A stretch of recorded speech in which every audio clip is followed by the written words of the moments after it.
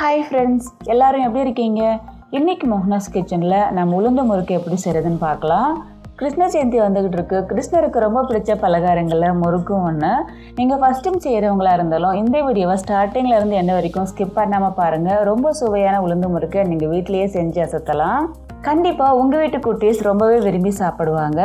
இந்த சுவையான உளுந்து முறுக்கு செய்கிறதுக்கு முதல்ல நம்ம உளுந்து நல்லா வறுக்கிறதுக்காக அடுப்பில் ஒரு கடாய் வச்சுருக்கேன். இதில் அரை கப் அளவுக்கு உளுந்து சேர்த்துக்கலாம். நாம் வறுக்கும் போது உளுந்தோட கலர் மாற வேண்டியதில்லை, நல்லா வாசனை வர அளவுக்கு வறுத்தா போதும். நம்ம உளுந்து நல்லா செவக்க வறுத்துட்டோம்னா முறுக்கோட கலர் மாறிடும். பாருங்க, இப்போ உளுந்து நல்லா வறுப்பட்டுடுச்சு. இது நல்லா ஆறுனதுக்கு அப்புறமா மிக்ஸி ஜாரில் சேர்த்து நல்லா பவுடராக அரைச்சி எடுத்துக்கலாம். அடுத்து பார்த்தீங்கன்னா இன்னைக்கு நான் பதப்படுத்த அரிசி மாவு தான் எடுத்திருக்கேன். இந்த அரிசி மாவு செய்கிறது ரொம்ப ஈஸி. நமக்கு தேவையான அளவு பச்சரிசியை ஒரு 2-3 மணி நேரம் நல்லா ஊறினதுக்கு அப்புறமா தண்ணி எல்லாமே நல்லா வடிச்சிட்டு ஒரு துணியில் 10-15 நிமிஷத்துக்கு ஃபேனை கீழே காய வச்சுக்கோங்க. அரிசி நல்லா ஆறுனதுக்கு அப்புறமா நீங்கள் கொஞ்சமாக எடுத்துருந்தீங்கன்னா மிக்ஸி ஜாரில் சேர்த்துட்டு நல்லா பவுடரை அரைச்சிட்டு ஜலிச்சிட்டு எடுத்துக்கோங்க.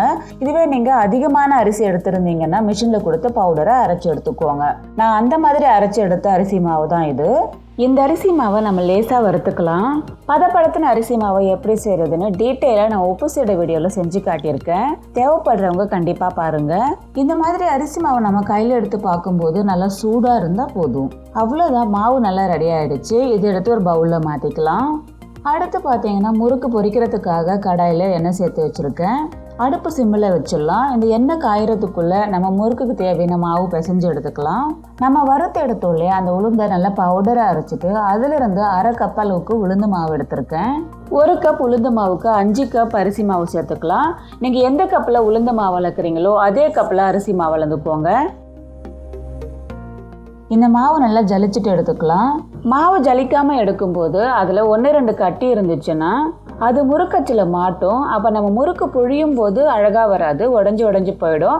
அதே நேரத்தில் நம்ம எண்ணெயில் சேர்த்ததுக்கு அப்புறமும் வெடிக்கிறதுக்கு நிறைய வாய்ப்பு இருக்குது. அதனால் வறுத்த மாவை நல்லா ஜலிச்சுட்டு எடுத்துக்கோங்க. அடுத்து இந்த மாவு கூட 1/2 டீஸ்பூன் அளவுக்கு சீரகம் சேர்த்துக்கலாம். சீரகத்துக்கு பதிலாக நம்ம எள்ளு சேர்த்துக்கலாம், அப்படி இல்லைன்னா ஓமம் கூட சேர்த்துக்கலாம். இது கூடவே 1/2 டீஸ்பூன் பெருங்காயத்தூள், தேவையான அளவு உப்பு, 1 டேபிள் ஸ்பூன் பட்டர் சேர்த்துக்கலாம். பட்டர் வேணும்னு நினைக்கிறவங்க நம்ம முறுக்கை பொரிக்கிறதுக்காக சூடு பண்ணியிருக்கோம் இல்லையா, அந்த எண்ணெயிலேருந்து 2 டேபிள் ஸ்பூன் அளவுக்கு சூடான எண்ணெயை சேர்த்துட்டு பிசைஞ்சுக்கோங்க. தண்ணி சேர்க்கறதுக்கு முன்னாடி இந்த எல்லா பொருளையுமே ஒரு தடவை நல்லா கலந்ததுக்கு அப்புறமா கொஞ்சமாக தண்ணி சேர்த்துட்டு நல்லா பிசைஞ்சுக்கலாம். நான் இன்னைக்கு 1.5 கப் அளவுக்கு தண்ணி சேர்த்து பிசைஞ்சிருக்கேன்.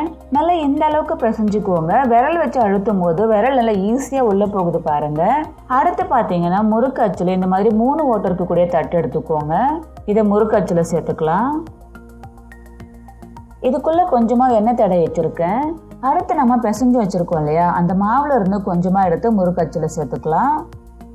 அவ்வளோதான், நமக்கு மாவு ரெடி ஆகிடுச்சு. அடுத்து முறுக்கு பொழியறதுக்காக நான் இந்த மாதிரி ஒரு ஜல்லிக்கரண்டி எடுத்திருக்கேன். ஒருவேளை உங்ககிட்ட ஜல்லிக்கரண்டி இல்லைன்னா வீட்டில் இருக்கக்கூடிய தோசை கரண்டியில் கூட முறுக்கு புழிஞ்சிக்கலாம். அப்படியும் இல்லைன்னா நீங்கள் இந்த மாதிரி சின்ன பிளேட் வச்சு கூட முறுக்கு புழிஞ்சிக்கலாம். இப்போ உங்களுக்கு நான் ஜல்லிக்கரண்டியில் முறுக்கு புழிஞ்சி காட்டுறேன். இந்த மாதிரி முறுக்க புழிஞ்சதுக்கு அப்புறமா அந்த ஓரங்களை எல்லாம் லைட்டாக அழுத்தி விட்டுக்கோங்க, இல்லைன்னா எண்ணெயில் போட்ட உடனே பிரிஞ்சிடும். முறுக்கு புழிஞ்சு ரெடியாக இருக்குது. அடுத்து பொரிக்கிறதுக்காக நம்ம ஏற்கனவே அடுப்பில் எண்ணெய் வச்சுருக்கோம். எண்ணெய் சூடாயிடுச்சுன்னு பார்க்குறதுக்காக கொஞ்சமாக மாவு எடுத்து நம்ம எண்ணெயில் போடலாம். இந்த மாவு எண்ணெயில் போட்ட உடனே அது மேலே எழும்பி வரணும். எண்ணெய் மிதமான சூட்டில் இருக்குது. இதில் நம்ம புழிஞ்சு வச்சிருக்கிற முறுக்கை சேர்த்துக்கலாம். முறுக்கை எண்ணெயில் சேர்த்த உடனே கலக்காதீங்க. கொஞ்ச நேரம் ஆனதுக்கப்புறம் நம்ம திருப்பிக்கலாம். எண்ணெயில் போட்ட உடனே நல்லா சலசலன்னு பபிள்ஸ் வருது பாருங்க. முறுக்கு வெந்து நல்லா ரெடி ஆகிடுச்சுன்னா இந்த பபிள்ஸ் எல்லாமே நல்லா அடங்கிடும். நம்ம முறுக்கை சேர்க்கும் போது மீடியம் ஃப்ளேமில் இருக்கட்டும். சேர்த்ததுக்கு அப்புறமா நல்லா மீடியம் டு லோ ஃப்ளேமில் மாற்றிடுங்க. லோ ஃப்ளேம்லேயே குக் ஆனதா முறுக்கு உள்ளே நல்லா வேகும். அதே நேரத்தில் கலரும் சேஞ்ச் ஆகாது. பாருங்கள், 2 பக்கமும் நல்லா பொரிஞ்சிடுச்சு. பபிள்ஸும் நல்லா அடங்கிடுச்சு பாருங்க. முறுக்கு நம்ம எடுத்துடலாம். அடுத்து நம்ம தட்டில் புழிஞ்ச முறுக்கு சேர்த்துக்கலாம்.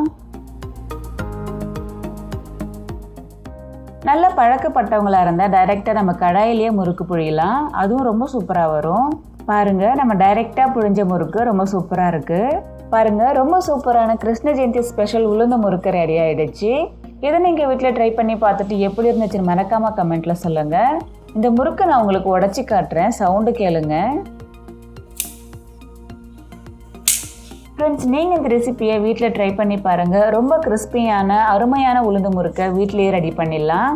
இந்த மாதிரி நிறைய முறுக்கு ரெசிபிஸை பார்க்க நம்முடைய சேனலை இது வரைக்கும் சப்ஸ்கிரைப் பண்ணாதவங்க சப்ஸ்கிரைப் பண்ணுங்கள். இந்த வீடியோ உங்களுக்கு பிடிச்சிருந்துச்சுன்னா உங்களுடைய ஃப்ரெண்ட்ஸுக்கும் ஷேர் பண்ணுங்கள். அது கூடவே இந்த வீடியோவை லைக் பண்ணி சப்போர்ட் பண்ணுங்கள். மீண்டும் அடுத்த வீடியோவில் சந்திக்கிறேன். பாய்.